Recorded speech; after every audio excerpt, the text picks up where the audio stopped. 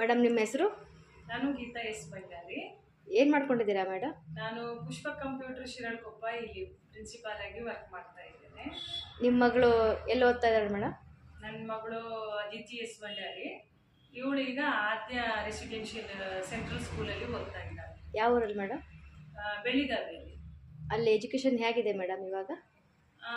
Education ಅಂದರೆ ನಾನು ಮೊದಲ ಅರ್ಥಶಾಲೆ ಬಗ್ಗೆನೂ ಹೇಳಬೇಕು ಮೇಡಮ್. ಅವಳು ಅರ್ಥಶಾಲೆಗೆ LKG ಇಂದ 5ನೇ ಕ್ಲಾಸಿಂದ ಅವಳು ಅರ್ಥಶಾಲೆಯಲ್ಲಿ ಓದಿದ್ದು. ಅರ್ಥ ಲೋವರ್ ಪ್ರೈಮರಿ ಸ್ಕೂಲ್ ಅಂತ HK ರೋಡಲ್ಲಿದೆ, ಅಲ್ಲಿ ಓದಿದ್ದವಳು. ಅಲ್ಲಿ ವಾತಾವರಣ ನನಗೆ ಬಹಳ ಇಷ್ಟ ಆಗಿತ್ತು. ಅಲ್ಲಿ ಟೀಚರ್ಸ್ ಆಗಲಿ ಮತ್ತು ಅಡ್ಮಿನಿಸ್ಟ್ರೇಷನ್ ಎಲ್ಲವೂ ಬಹಳ ಚೆನ್ನಾಗಿತ್ತು. ಮತ್ತು ಅಲ್ಲದೆ ಅಲ್ಲಿ ಮಕ್ಕಳಿಗೆ ಬಹಳ ಒಳ್ಳೆಯ ರೀತಿಯಲ್ಲಿ ಎಜುಕೇಷನ್ ಕೊಡೋದಲ್ಲದೆ ಅದರ್ ಆ್ಯಕ್ಟಿವಿಟೀಸನ್ನು ಬಹಳ ಚೆನ್ನಾಗಿ ಮಾಡಿಸ್ತಾ ಇದ್ರು. ಪ್ರಾಜೆಕ್ಟ್ ವರ್ಕ್ ಆಗಲಿ ಮತ್ತು ಸ್ಪೋರ್ಟ್ಸ್ ಆಗಲಿ, ಆಮೇಲೆ ಮಕ್ಕಳಿಗೆ ಪ್ರತಿ ವಾರನೂ ಅವರಿಗೆ ಬೇರೆ ಬೇರೆ ಆ್ಯಕ್ಟಿವಿಟೀಸನ್ನು ಸಹ ಕೊಡ್ತಾಯಿದ್ರು. ನನ್ನ ಮಗಳಲ್ಲಿ ಯಾವಾಗಲೂ ಫಸ್ಟೇ ಬರ್ತಾಯಿದ್ಲು. ಮತ್ತು ಈ ಆ್ಯನ್ಯುವಲ್ ಡೇ ಫಂಕ್ಷನ್ ಆಗಲಿ ಎಲ್ಲವೂ ಚೆನ್ನಾಗೇ ಮಾಡ್ತಾಯಿದ್ರು. ಅದಕ್ಕೆ ನನಗೆ ಆ ಥರನೇ ಒಂದು ವಾತಾವರಣದ ಒಂದು ಶಾಲೆ ಬೇಕಾಗಿತ್ತು, ಅಲ್ಲದೆ CBSE ಸಿಲೆಬಸ್ ಇರುವಂತಹ ಶಾಲೆನೇ ಬೇಕಾಗಿತ್ತು ಅಂತ ಅಂದ್ಕೊಂಡಿದ್ದೆ. ಮತ್ತು ಶಿಲ್ಪಾ ಮೇಡಮ್ ಇದ್ದಾರಲ್ಲ ಬೆಳಿಗಾವಿಯವರು, ಅವರು ಬೆಳಿಗಾವಿಯಲ್ಲೇ ಆದ್ಯ ರೆಸಿಡೆನ್ಷಿಯಲ್ ಸೆಂಟ್ರಲ್ ಸ್ಕೂಲನ್ನು ಮಾಡಿದ್ದು ಗೊತ್ತಾಯಿತು. ಅದನ್ನು ಅಲ್ಲಿಗೆ ನಾನೇನು ಮಾಡಿದೆ, ಅಲ್ಲಿಗೆ ಹೋಗೋಣ ಅಂತ ಅಂದ್ಕೊಂಡು ಹೋದೆ. ಯಾಕಂತಂದರೆ ಅದು ಒಂದು ಕಡೆಯಿಂದ ಗ್ರಾಮೀಣ ಪ್ರದೇಶದಲ್ಲಿ ಇರೋದ್ರಿಂದ ಗ್ರಾಮೀಣ ಕೋಟಕ್ಕೂ ನನಗೆ ಒಳ್ಳೆಯದಾಗತ್ತೆ. ಇನ್ನೊಂದು ಏನಂತಂದರೆ ಶಾಲೆ ತುಂಬ ಚೆನ್ನಾಗಿದೆ, ದೊಡ್ಡದಾದ ಶಾಲೆ, ದೊಡ್ಡದಾದ ಗ್ರೌಂಡ್ ಇದೆ.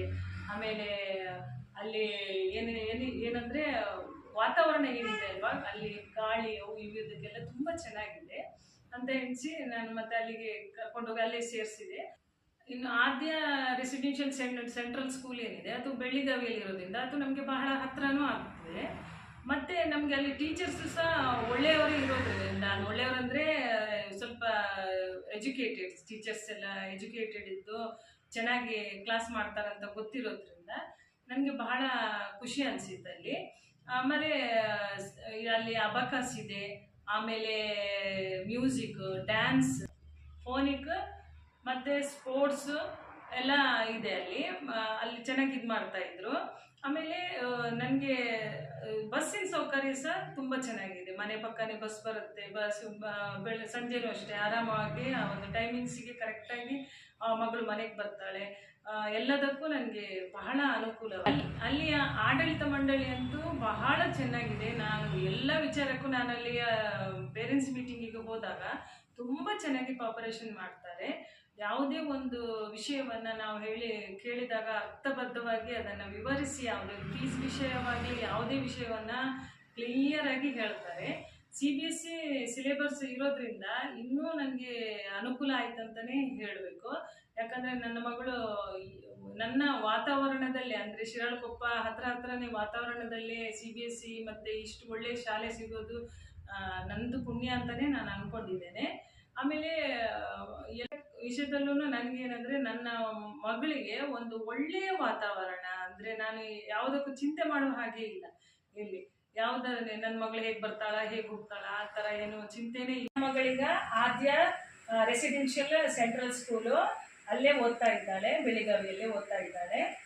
ಎಲ್ಲ ಸಬ್ಜೆಕ್ಟಲ್ಲೂ ಮುಂದಿದ್ದಾಳೆ, ಎಲ್ಲ ವಿಷಯದಲ್ಲೂ ಮುಂದಿರೋದ್ರಿಂದ ನನಗೆ ಬಹಳ ಖುಷಿಯಾಗಿದೆ.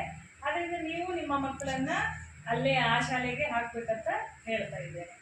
ಥ್ಯಾಂಕ್ ಯು ಮೇಡಮ್, ಇದುವರೆಗೂ ಮಾಹಿತಿ ಕೊಟ್ಟಿದ್ದೀರಿ, ನಮಗೂ ತುಂಬ ಖುಷಿ ಆಯಿತು.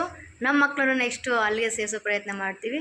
ಧನ್ಯವಾದಗಳು. Thank you. ನನ್ನ ಮಕ್ಕಳಿಗೂ ಜೊತೆಗಾರರಾಗ್ದಂಗೆ ಆಗುತ್ತೆ. ಕಳಿಸ್ಕೊಡಿ ಮೇಡಮ್ ನೀವು ಸಹ. ಧನ್ಯವಾದ.